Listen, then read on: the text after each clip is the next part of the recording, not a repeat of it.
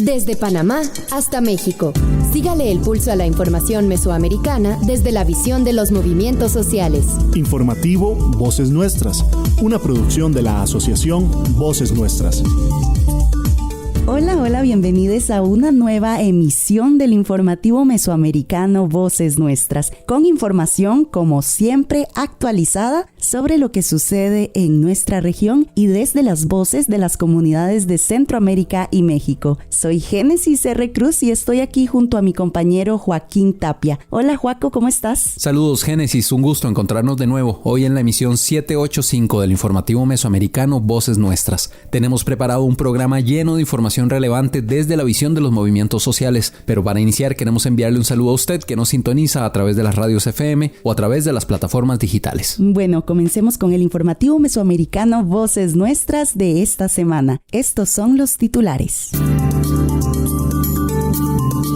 En Panamá, movilización ciudadana contra políticas estatales y contrato minero en pleno inicio del nuevo periodo legislativo.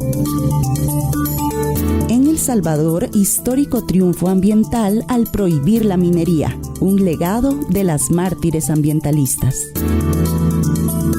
En Guatemala, segunda vuelta electoral en duda. En Nicaragua, la violencia machista acaba con la vida de 36 mujeres en 6 meses.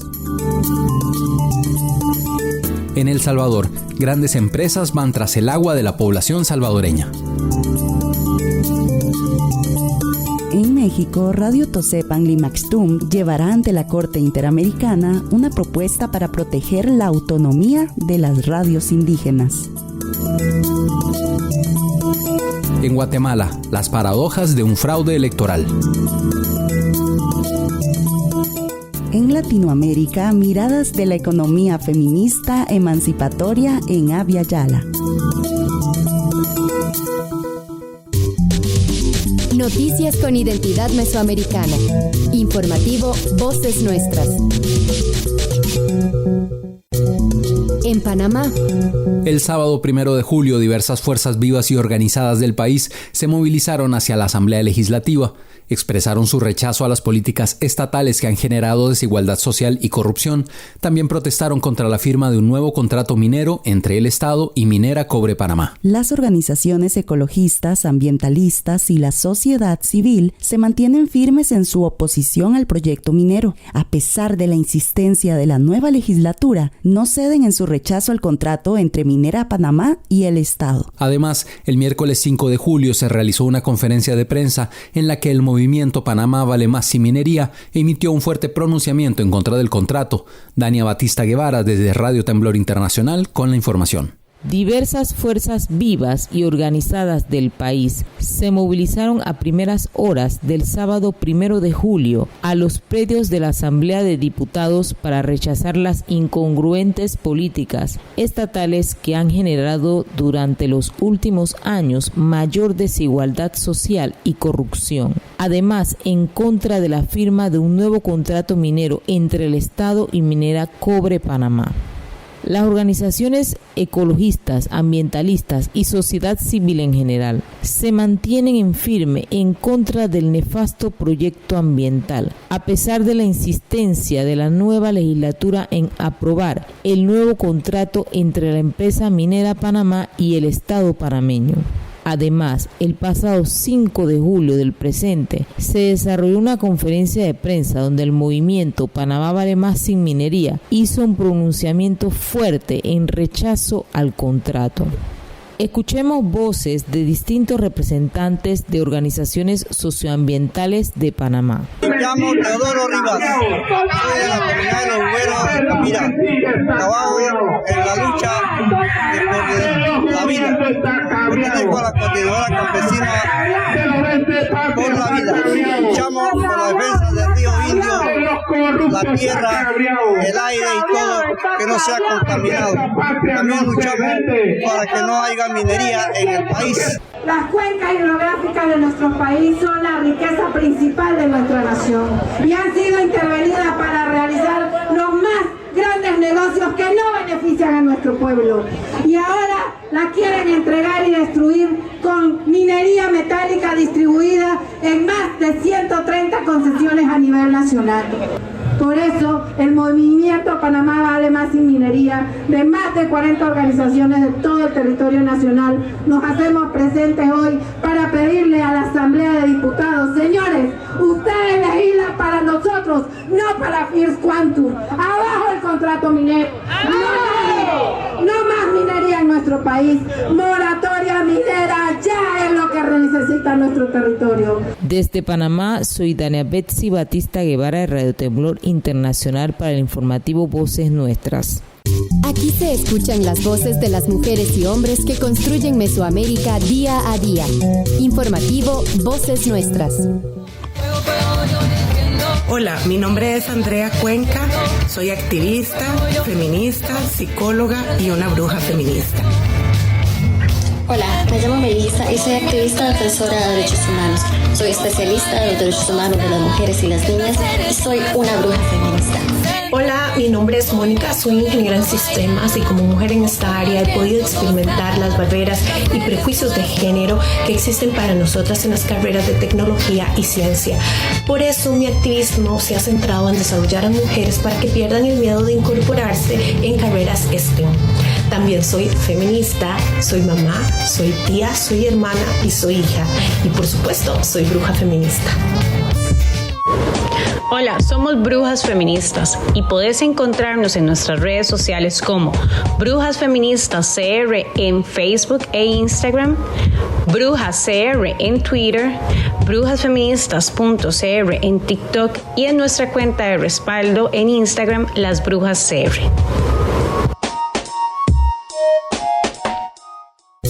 En El Salvador.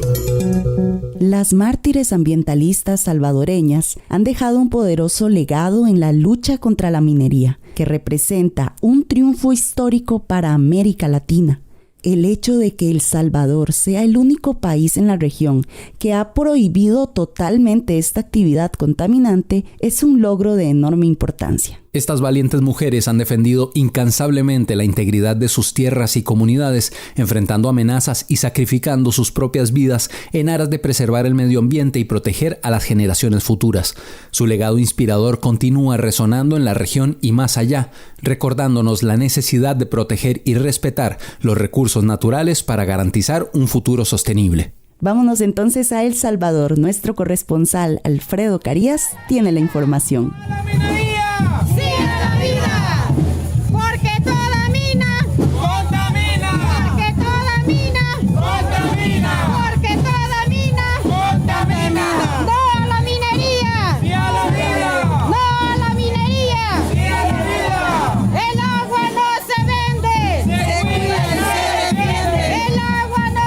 Saludos, audiencia Voces Nuestras. Estamos en la cobertura del Festival Artístico Cultural que se lleva a cabo en San Isidro Cabañas en memoria de los mártires, las mártires ambientalistas que lucharon contra la minería metálica en el país. Un homenaje que se les está haciendo del legado de Marcelo Rivera, Dora Sorto y Ramiro, 3 ambientalistas que fueron asesinados por las empresas mineras en este país salvadoreño. Mi nombre es Vidalina Morales, de la Asociación de Desarrollo Económico Social y de la Comunidad de Santa Marta. Sin duda es la lucha, ¿verdad?, por la defensa de nuestros bienes comunes que se liberó y que se logró alcanzar la ley que prohibió la minería metálica. Un legado de los más grandes, ¿verdad?, que hemos podido alcanzar con 12 años de lucha y luego pues con el sacrificio y la sangre que ellos derramaron, ¿verdad?, o que le fue arrebatada la vida para ver este país, El Salvador, libre de minería metálica. Ese es el legado más grande que creería yo que nos han dejado los compañeros, especialmente nuestro compañero Marcelo. Yo creo que uno de los principales legados que Marcelo y todos que también le acompañaron de alguna manera en este esfuerzo, pues han dejado hasta el día de ahora, algunos que todavía continúan la lucha y otros que la hacen de una forma acompañando con su espíritu aquí, como es el caso de Marcelo. Pues es básicamente eso, de generar conciencia en la población, en general llevar información a la gente para que pueda tomar decisiones acertadas y tener la claridad de todo mundo que podemos vivir sin oro pero no sin agua.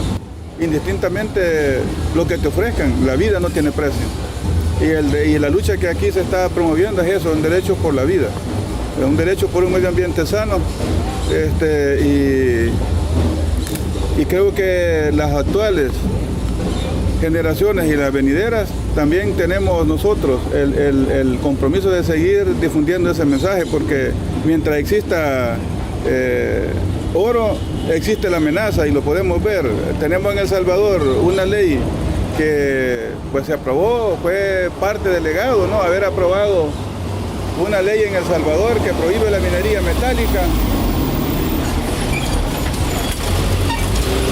El haber también sido la lucha antiminera salvadoreña un ejemplo para las demás luchas del planeta que velan por el medio ambiente.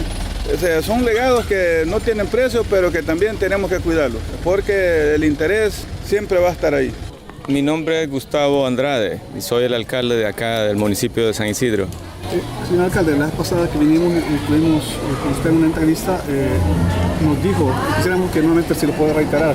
Sabemos que aquí han habido intentos por nuevamente inversión de personas que se desconocen qué intentan hacer, pero se tienen algunas presunciones que puede ser nuevamente exploración de la minería en el municipio.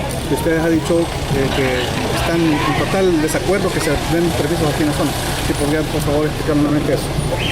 Pues como usted lo acaba de decir, son presunciones, no tenemos todavía nada claro, pues por lo menos así oficialmente, pero reitero que mi posición siempre es a favor del pueblo, ¿verdad? Siempre y cuando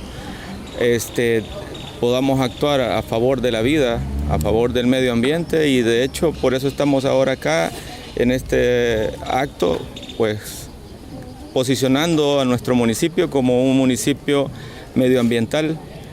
Agradecer así públicamente a los cooperantes que recientemente nos dieron una ayuda para la creación de unos murales que hablan de eso, posicionando al municipio como un municipio amigable con el medio ambiente, con las personas, con los animales, con las plantas y el agua, pues que es tan importante. Nos encontramos frente a la fachada de la Casa de la Cultura en memoria de Marcelo Rivera, el ambientalista que luchó contra la minería metálica en El Salvador. Fue director de la Casa de la Cultura. Él fue secuestrado hace 14 años y fue torturado y asesinado por personas sicarias. Se desconoce quiénes fueron los autores intelectuales de su asesinato y por eso las comunidades de Cabañas demandan justicia en su caso, así como también en el caso de Dora Soto y Ramiro. Y creo que también la alcaldía ahora se suma con el propósito de posicionar a San Isidro como un destino ambientalmente responsable. Informó para Voces Nuestras desde El Salvador, en coordinación con ADES. Con la visión de los movimientos sociales. Informativo Voces Nuestras.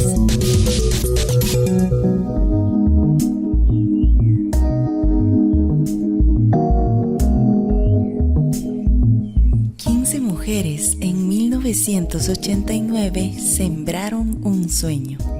Desde entonces, ese sueño no ha dejado de florecer. Somos Voces Nuestras, Centro de Comunicación Educativa.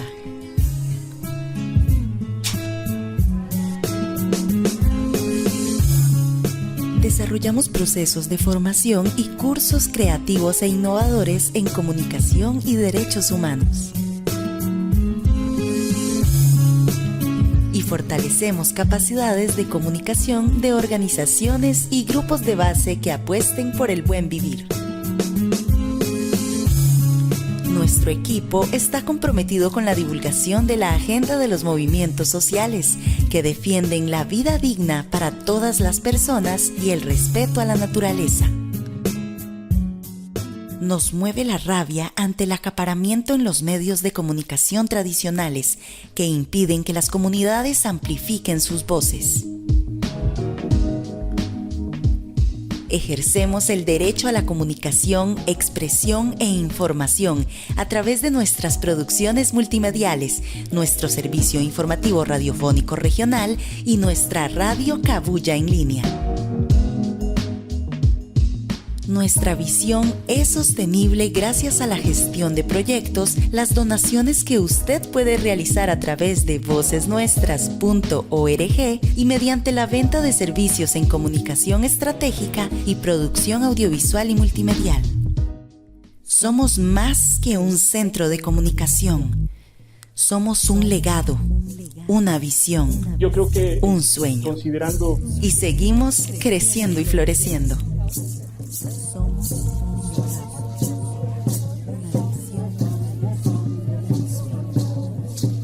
Voces Nuestras, Centro de Comunicación Educativa. Seguimos las voces nuestras. En Guatemala. Los resultados de las elecciones 2023 en Guatemala están en suspenso. Recién el 6 de julio finalizó el amparo otorgado por la Corte de Constitucionalidad que ordenó la revisión de las actas de las 5 papeletas a cargo de las juntas electorales departamentales. Algunos de los partidos de derecha que no pasaron a la segunda ronda de votaciones presentaron recursos a la Corte para solicitar la revisión de las actas. Ahora el Tribunal Supremo Electoral debe pronunciarse sobre el resultado del cotejo de documentos. Escuchemos el reporte de Marco Antonio Hernández Arévalo desde la Federación Guatemalteca de Escuelas Radiofónicas FEGER. El país centroamericano de Guatemala, el 25 de junio del año 2023, celebró sus elecciones generales a nivel nacional. En esa primera vuelta, el pueblo de Guatemala eligió al Partido Unidad Nacional de la Esperanza, UNE, y al Partido Movimiento Semilla para pasar a la segunda vuelta y así decidir quién gobernará el país durante los siguientes 4 años. Sin embargo, días después de finalizada la elección de primera vuelta, 9 partidos políticos presentaron un amparo en contra del Tribunal Supremo Electoral guatemalteco por supuestas anomalías en el conteo de los votos y en el procesamiento de las actas.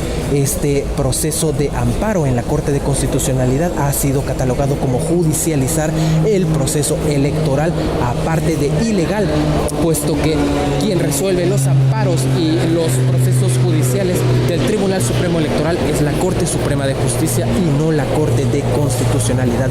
Sin embargo, la Corte de Constitucionalidad otorgó un amparo provisional a los 9 partidos, decretando 5 días para un proceso de revisión y cotejo de las actas. Esta resolución de la Corte de Constitucionalidad fue el 1 de julio del año 2023. Para hoy, jueves 6 de julio, se culminan los 5 días de plazo que la Corte de Constitucionalidad dio al Tribunal Supremo Electoral para revisar y cotejar las actas. Hasta este día se sigue cotejando las actas del Distrito Central, un total de 10.115 actas entre las 5 papeletas, diputados por el Distrito Central, diputados a nivel nacional, diputados al Parlamento Centroamericano, la gobernación municipal y el binomio presidencial. La audiencia de cotejo de las actas inició el día de ayer, miércoles 5 de julio, a partir de las 11 de la mañana. Previo al inicio de esta audiencia, la Junta Electoral del Distrito Central resolvió lo siguiente. Escuchemos. Como los presentes estamos comprometidos a la realización de un proceso transparente para cumplir con el mandato de la Corte de Constitucionalidad.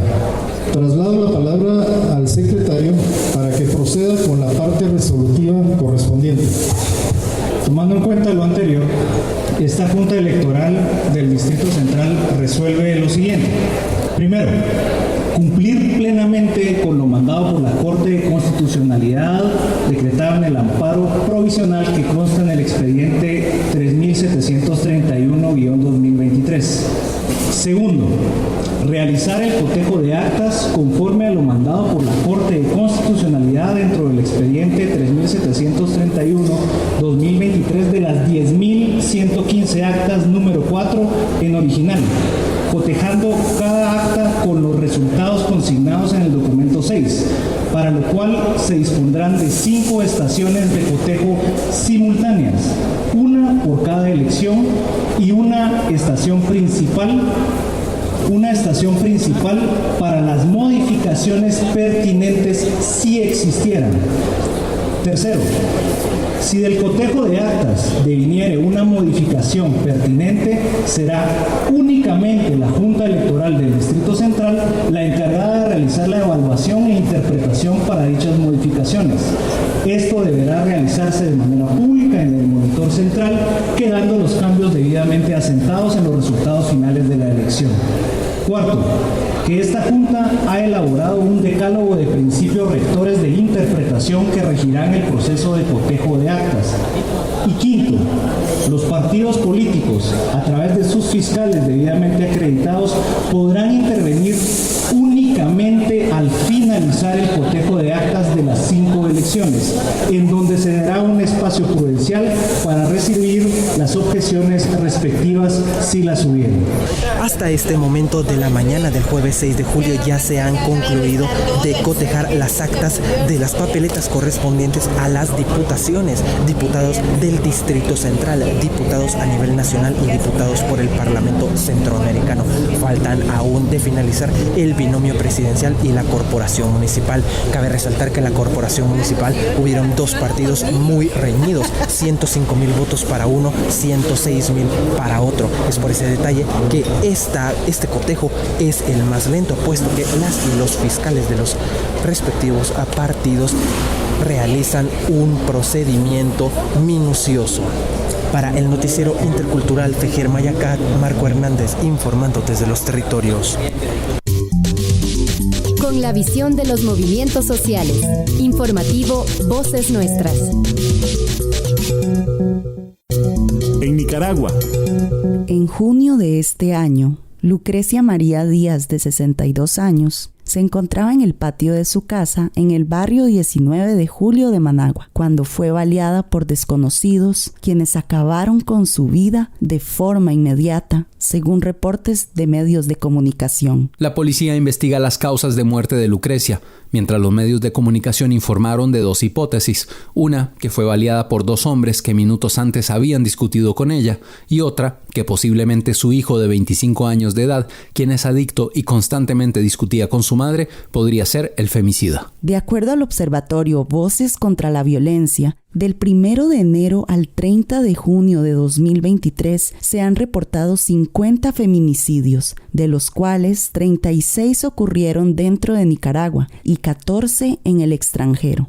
El observatorio manifestó su preocupación porque de estos feminicidios dentro del país, 4 eran niñas o adolescentes, pero también se registraron 3 casos donde madres e hijas fueron asesinadas al mismo tiempo. La Policía Nacional y la Fiscalía de la República aún no brindan el reporte de la violencia contra las mujeres en este semestre.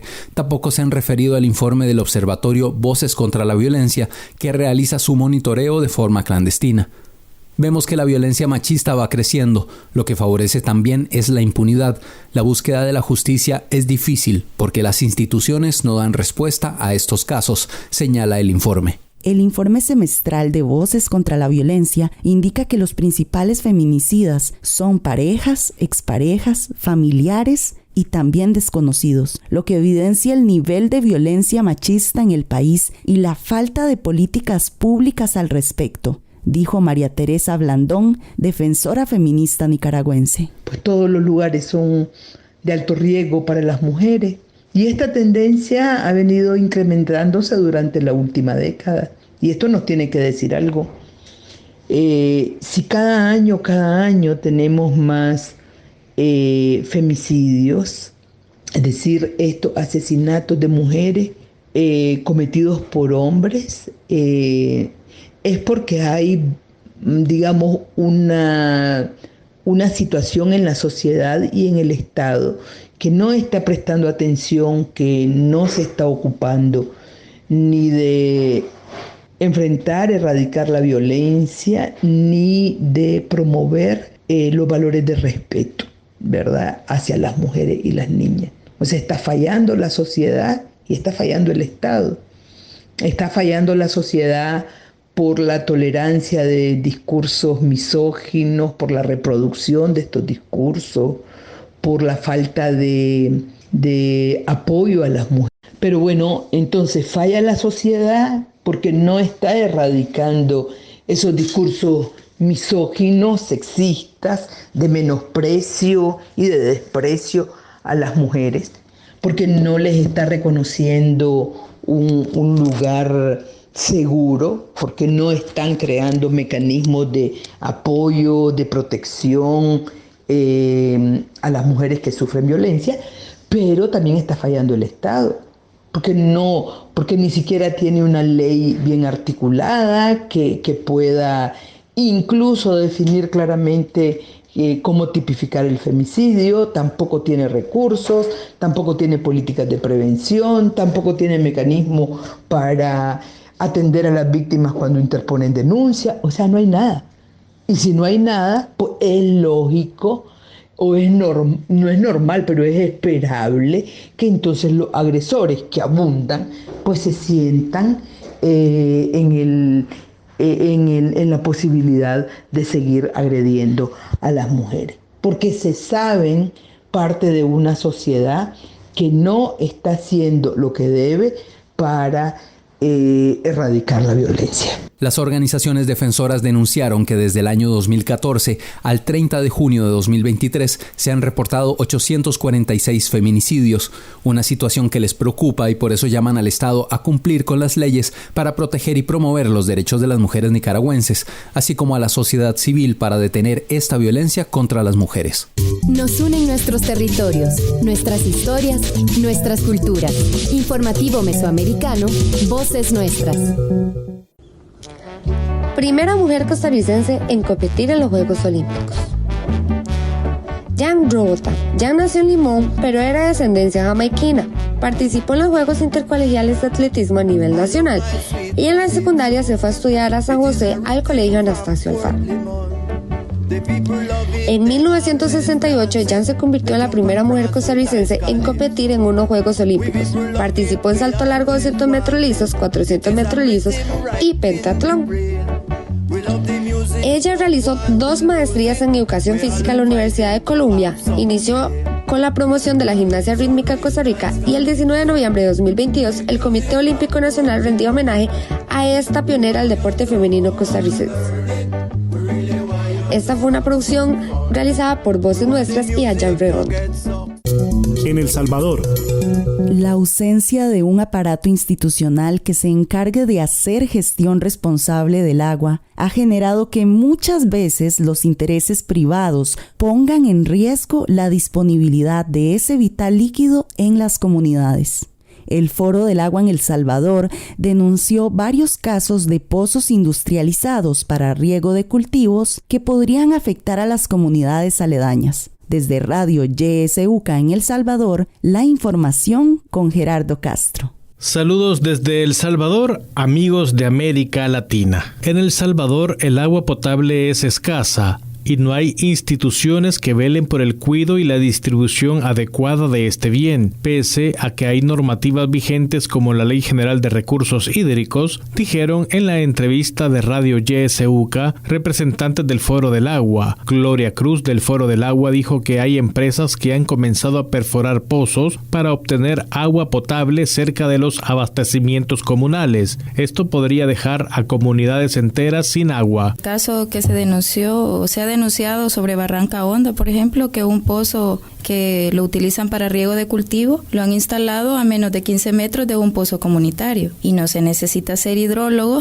para saber que ese pozo con más industrializado le vaya a quitar la fuente comunitaria porque es la misma fuente, ¿verdad? Entonces realmente esa es la preocupación, el hecho de no inscribir la fuente puede ser inexistente, entonces no, si van a reclamar, va a decir, pero no está registrado, eso no existe, entonces ese es uno de los riesgos, el hecho de que no se inscriba. Por eso es que se hablan de 3 pasos. Primero se registra el sistema a través de las juntas de agua y luego se registra la fuente para después obtener la autorización y uso y aprovechamiento del agua. Entonces, yo creo que ese es el problema más complicado que puedan tener. Este es el momento para que la Autoridad Salvadoreña del Agua, ASA, actúe, dice Gloria Cruz, reservando agua para las comunidades y dejando de ver este servicio básico de la población como un negocio. Es necesario que la ASA se muestre a favor de las comunidades, dice Cruz. Para los miembros del Foro del Agua, el trabajo que ha venido desarrollando la Autoridad Salvadoreña del Agua, ASA, no responde a la protección y resolución de problemas que enfrentan las comunidades rurales y urbano marginales en torno al agua. Carlos Flores del Foro del Agua dijo que es importante que se capacite a las juntas de agua, ya que muchas veces las comunidades han tenido dificultad para acceder a la información de cómo inscribirse ante la Autoridad Salvadoreña del Agua como juntas de agua. Porque ese es agua de la gente. Pero es una responsabilidad de la ASA, no hay que esperar a que llegue la gente. Y segundo, hay que desplegar, además del equipo que identifique hidrólogos y no sé qué, que vayan poniendo el punto, que vayan midiendo la capacidad de los pozos, que mande un equipo de abogados a recoger los papeles para ver qué es el trabajo que hay que hacer.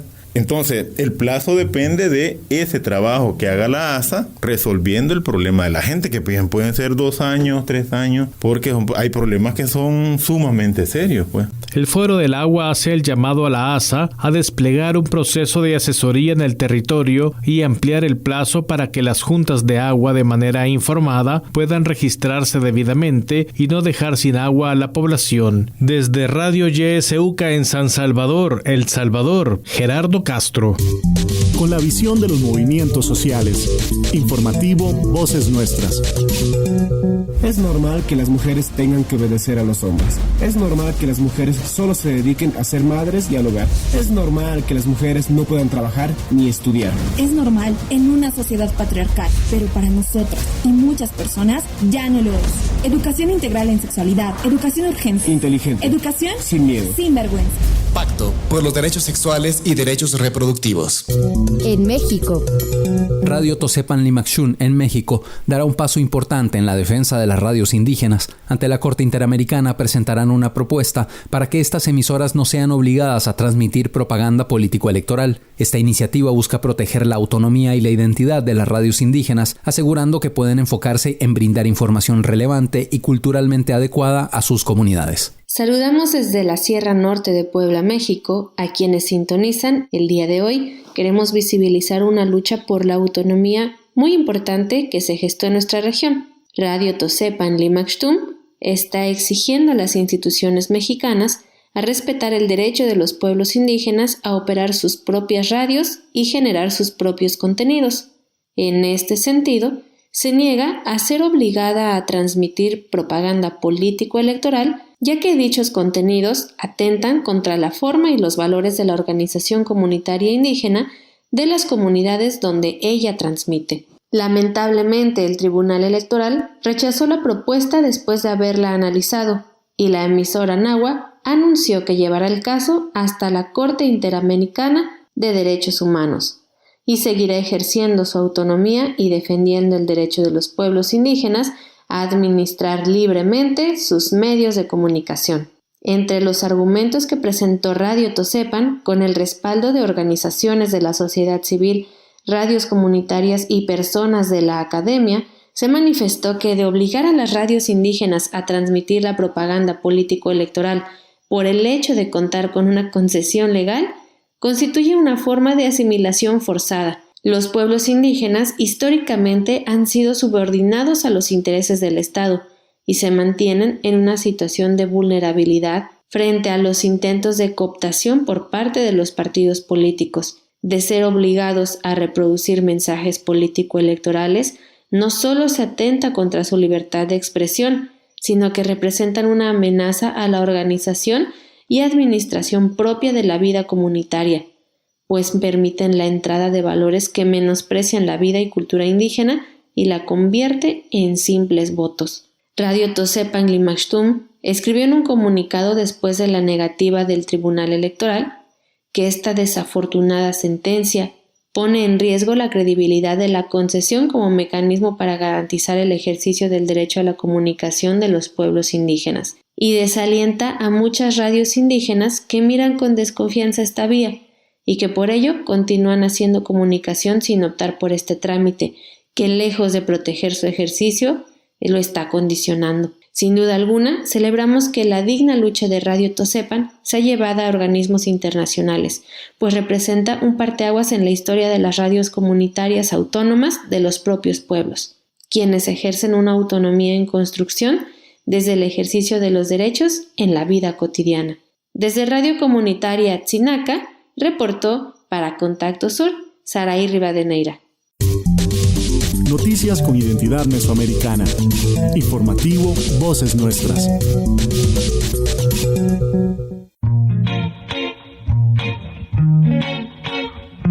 ¿Alguna vez has donado alguna de tus cosas? La donación es una práctica de economía social solidaria que se basa en la empatía y la solidaridad que podemos tener para con las demás personas.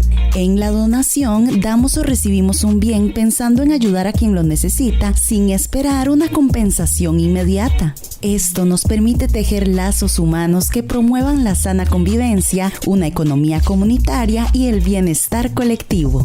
Así que, ¿conoces a alguien a quien podrías ayudar con una donación? Si está dentro de tus posibilidades, no dudes en donar. Podrás sentir la satisfacción que genera el aportar bienestar a otra persona desde la solidaridad y la empatía.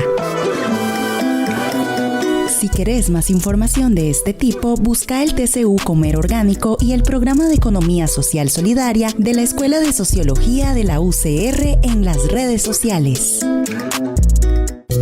En Guatemala.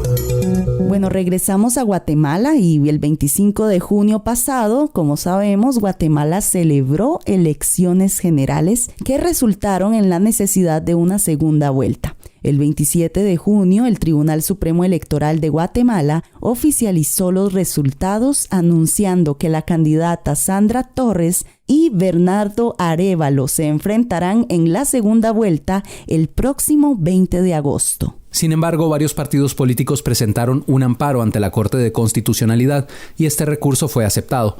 Como resultado, actualmente se está llevando a cabo un cotejo de votos en diferentes distritos. Para brindarnos un análisis detallado sobre esta situación, escucharemos a Jorge Ramírez en una entrevista de nuestro corresponsal Herbert Reyes desde la ciudad de Guatemala. Jorge Ramírez del colectivo Lucha y Resistencia nos acerca a lo que sucede en el Parque de la Industria, específicamente al cotejo de actas y un análisis desde la perspectiva del colectivo Lucha y Resistencia. Estamos en el segundo día de la segunda convocatoria que dio el Tribunal Supremo Electoral a los fiscales para la revisión de actas del escrutinio que se está haciendo de los resultados de las elecciones 2023 en Guatemala. Esto recobra una importancia particular y específica por los resultados que fueron una agradable y inesperada sorpresa para el país, para las fuerzas progresistas y para el pueblo de Guatemala. Y voy a justificar mi afirmación. Guatemala se encontraba en una situación de cooptación del Estado por las fuerzas de derecha fascistas, conservadoras, envueltas en poderes del crimen organizado, de la ultraderecha conservadora y de la oligarquía. Este proceso ya lleva más de 8 años, en la cual ellos fueron haciéndose de los 3 poderes más importantes del Estado, del poder legislativo, del judicial y del ejecutivo. Esto les permitió revertir lo que se estaba haciendo, de poder señalar a sectores de la oligarquía en actos de corrupción y también de un poder absoluto económico del país. Esto fue lo que hizo la CICIG en su momento, con el apoyo del Ministerio Público y del Estado en el 2014-2015. Sin embargo, este sector no solo hizo que saliera del país la CICIG, sino que también llevaron un proceso de cooptación que tenía diferentes objetivos, pero los principales objetivos eran mantenerse en el poder, que ya no fueran señalados y revertir los procesos judiciales que estaban vinculados al tema del genocidio, sobre todo altos mandos del ejército vinculados a masacres, a desapariciones forzosas que se dieron durante la guerra. Esta polarización del país ha llevado también a que el movimiento social y las organizaciones sociales se hayan organizado y se hayan movilizado en diferentes momentos. Lo que traía hacia futuro estas elecciones eran que se mantuviera ese status quo de estas fuerzas conservadoras. Todos ya dábamos por hecho los análisis, las encuestas, los pronósticos, todo ya estaba para que se mantuviera esta fuerza. Y esto lo hacían asegurándose en diferentes partidos. Hay que recordar que Guatemala participaron 28 partidos políticos. De los 28 partidos políticos habían varios, no pocos, los que representaban a este sector.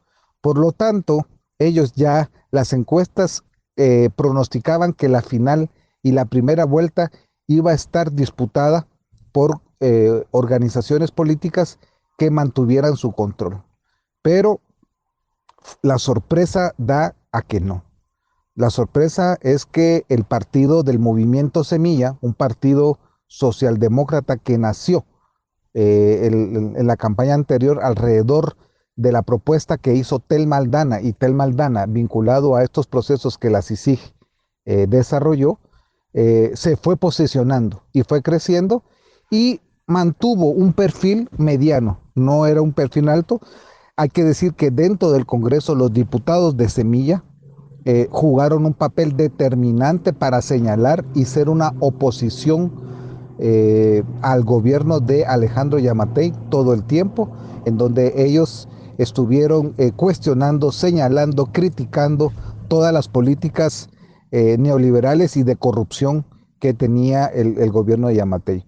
El Movimiento Semilla, ni ellos mismos, ellos no se autodefinen como un partido de izquierda, sino un partido de socialdemócrata, cercanos al gobierno de Chile, de Boric, cercanos al movimiento, a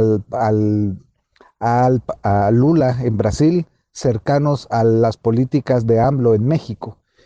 Sin embargo, pues ellos cuestionan países como Venezuela, donde hay procesos más radicales estructurales. Son ellos los que ahorita tienen las de ganar las próximas elecciones por los resultados que se dieron. Ellos quedaron en segundo lugar. En primer lugar quedó el partido de la Unidad de la Esperanza con Sandra Torres, que esta es su tercera oportunidad. Sin embargo, ella ha sido muy cuestionada y ella tiene un voto en contra. Además, ella ha estado vinculada en procesos de corrupción. El partido Movimiento Semilla, con Bernardo Arévalo, el hijo de uno de los más reconocidos por la participación en la Revolución de Octubre, en donde se hicieron reformas importantes en el país, entonces no tienen algo que se le cuestione en actos de corrupción, ni tampoco grandes señalamientos. Por lo tanto, es un partido nuevo, renovado, que ha logrado capitalizar a un sector urbano, clase media, pequeña burguesía, progresista, con universidades privadas como la Landívar y algunos sectores de la Universidad de San Carlos, traen una propuesta renovadora, atractiva, ¿verdad?, que no pretenden radicalizar ese proceso. Hay que recordar que Guatemala viene de un proceso de guerra en donde fue dañada mucho la población y la autoestima, pero también el tema de la seguridad todavía está a la sombra de la guerra. Por lo tanto, hay una nueva generación que no quiere la guerra, que no quiere una mayor polarización. Eso lo pudimos ver en las manifestaciones de 2015 de este tipo de sector. Este es el sector que es un voto flotante, que es el que sale de nuevo a las calles, pero no solo ellos, sino que en realidad se vio que a nivel nacional hay una convergencia hacia ese voto que técnicamente podemos decir que es hacia el centro, ¿verdad? Hacia el centro. La derecha en general está asustada.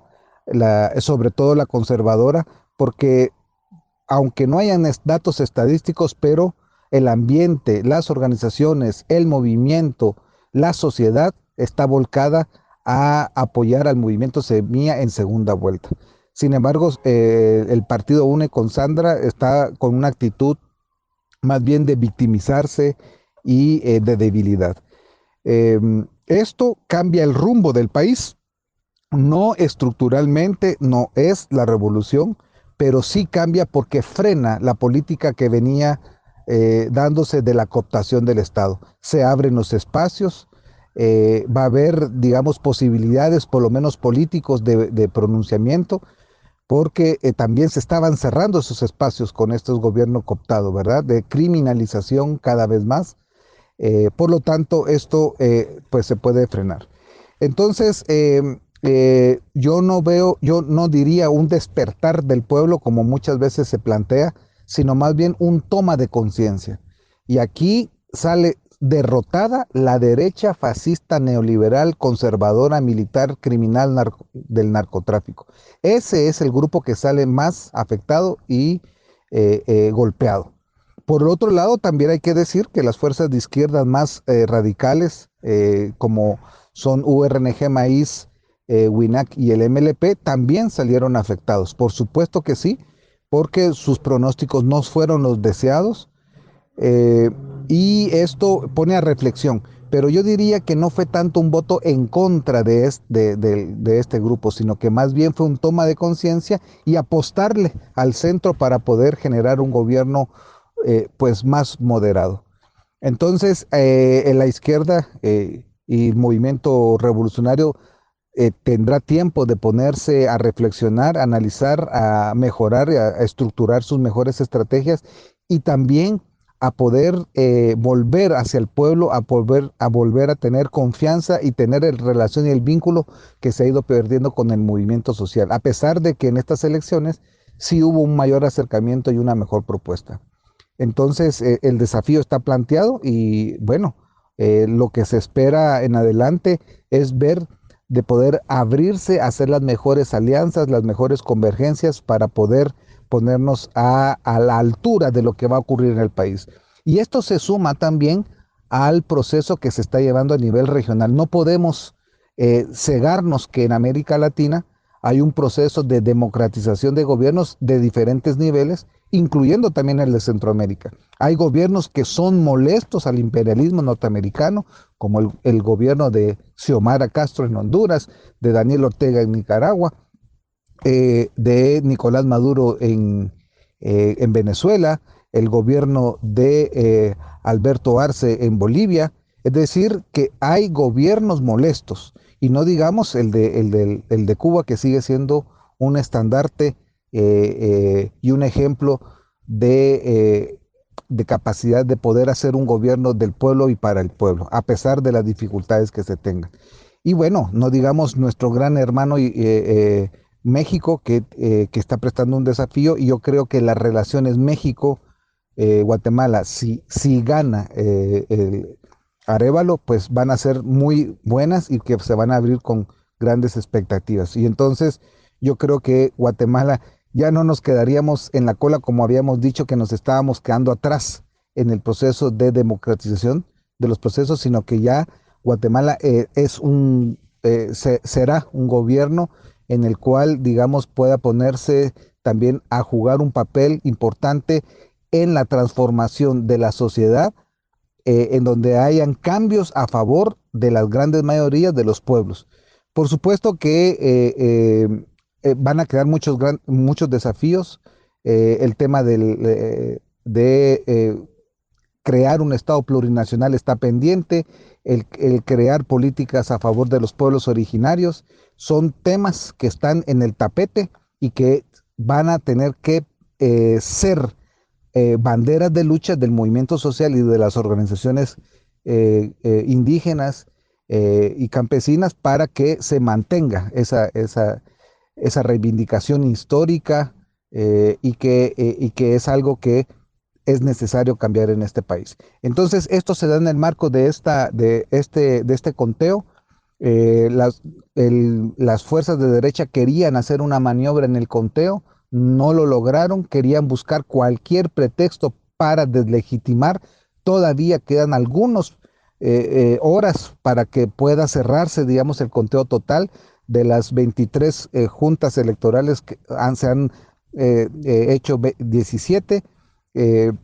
Sin embargo, todavía los partidos de derecha están buscando cualquier pretexto para poder no solo deslegitimar el proceso electoral, sino que también van a procurar, digamos, generar que no haya una segunda vuelta el 20 de agosto. Sin embargo, cada vez más que avanza el tiempo, se va demostrando de que la tendencia se mantiene y que esto se tiene que dar. Entonces esperamos que en las próximas horas ya se pueda, digamos, adjudicar los cargos de elección popular a nivel municipal, departamental, distrital y nacional, y que se termine de definir y concretar que hay segunda vuelta el 20 de agosto, que es lo que se espera en nuestro país. Y además, las fuerzas progresistas de izquierda esperamos un gran triunfo de las fuerzas democráticas, y creo que mucha gente se está ya organizando y preparando para apoyar estas próximas elecciones. Esto es lo que podría decir. Desde la ciudad de Guatemala, reportó para el informativo mesoamericano Voces Nuestras, Herbert Reyes. Aquí se escuchan las voces de las mujeres y hombres que construyen Mesoamérica día a día. Informativo Voces Nuestras. En Latinoamérica. El pasado jueves 6 de julio se llevó a cabo un conversatorio virtual titulado Miradas de la economía feminista emancipatoria en Abya Yala, balance crítico de los gobiernos progresistas. Durante esta actividad se abordaron reflexiones muy importantes en relación a nuestro contexto regional. El evento fue organizado por el Grupo de Trabajo Economía Feminista Emancipatoria del Consejo Latinoamericano de Ciencias Sociales, CLACSO, y contó con la participación de destacadas personas expertas e investigadoras de la región. Escuchemos un extracto de este diálogo y sus reflexiones más destacadas.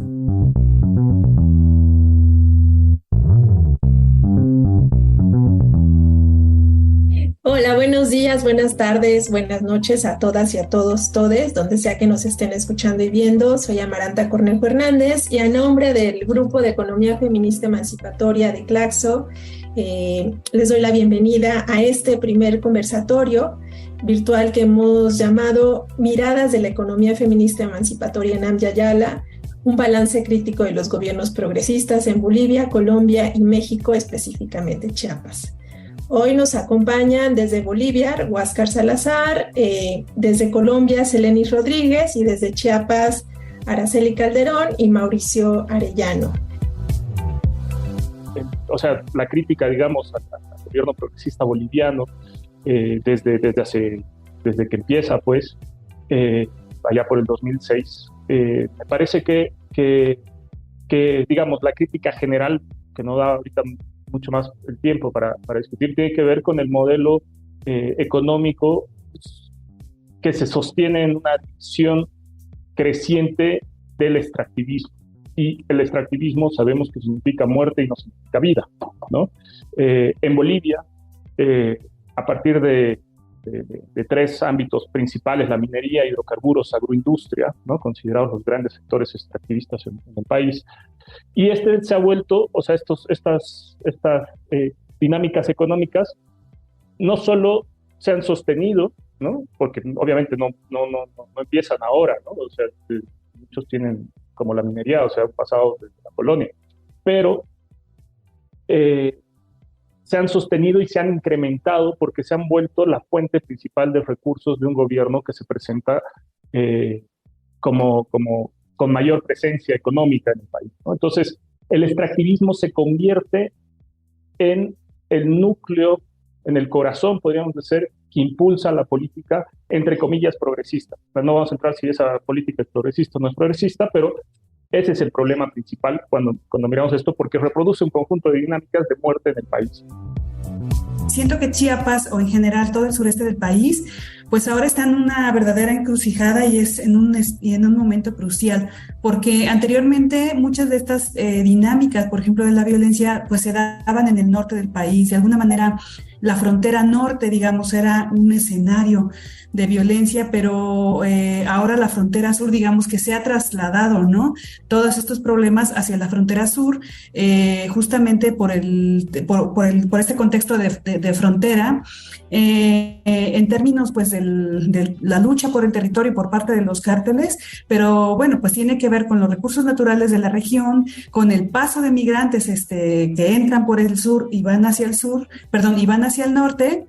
Y bueno, pues también los procesos de resistencia que se han presentado en el territorio, ¿no? del sur del país. Y también estos grandes proyectos extractivistas están ahora muy centrados en el sur y en sus recursos, ¿no? El Tren Maya, las eólicas en la zona del Istmo, los proyectos megaturísticos, las mineras, son como muchos procesos que están ocurriendo en esta zona, pero al mismo tiempo, pues también, pues el sur del país todavía es este espacio donde tenemos recursos naturales, culturas, etcétera, pues que están en estos procesos de resistencia, ¿no?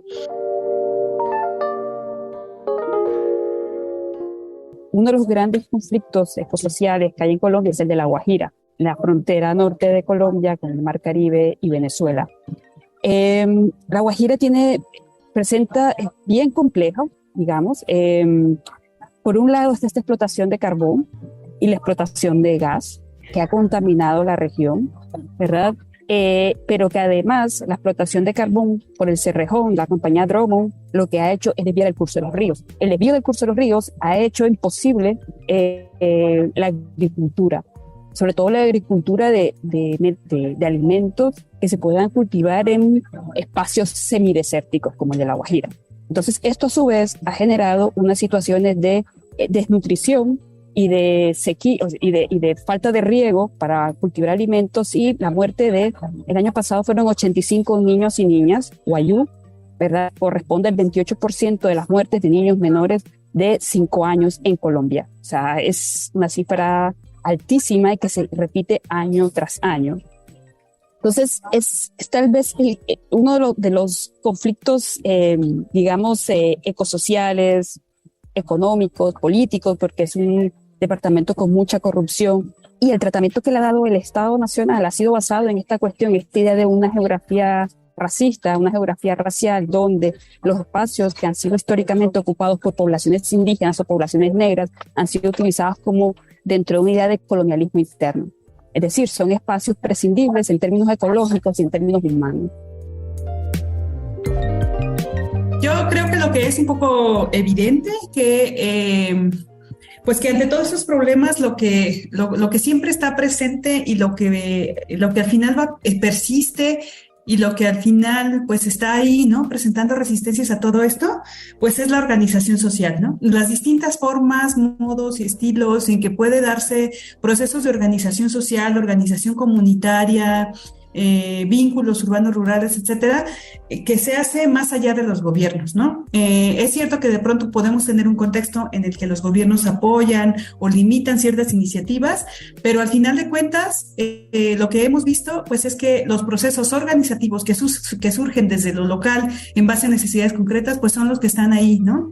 Que pueden ser ejercicios pequeñitos a nivel de colonia, de un barrio, de un espacio urbano, o pueden ser movimientos tan grandes, amplios y conocidos como el movimiento zapatista, pues que están también resistiendo en sus territorios, ¿no?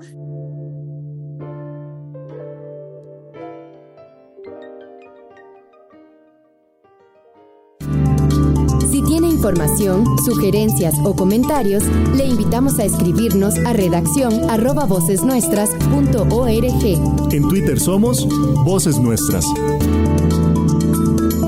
Con esto llegamos al final de esta emisión 785 del informativo mesoamericano Voces Nuestras. Recuerde que puede seguirnos en nuestras redes sociales y en Spotify como Voces Nuestras, además de visitar nuestra página web vocesnuestras.org. Agradecemos muchísimo su apoyo constante tanto a nuestra audiencia en las radios FM de la región y a la gente que nos escucha en plataformas digitales, y bueno, también a todas esas radios aliadas y a la red de corresponsales que hacen posible la producción de este informativo informativo, les mandamos un fuerte abrazo. No olviden compartir esta producción semanal con todos sus amigues para difundir las voces y las realidades de nuestras comunidades. Nos despedimos por ahora, pero nos escuchamos nuevamente la próxima semana en una emisión más del informativo mesoamericano Voces Nuestras. Hasta pronto. Informativo Mesoamericano Voces Nuestras, una producción de la Asociación Voces Nuestras con el apoyo de la red de corresponsales, representantes de medios y organizaciones de Centroamérica y México y el apoyo de Rosa Luxemburg Stiftung y Pan para el Mundo.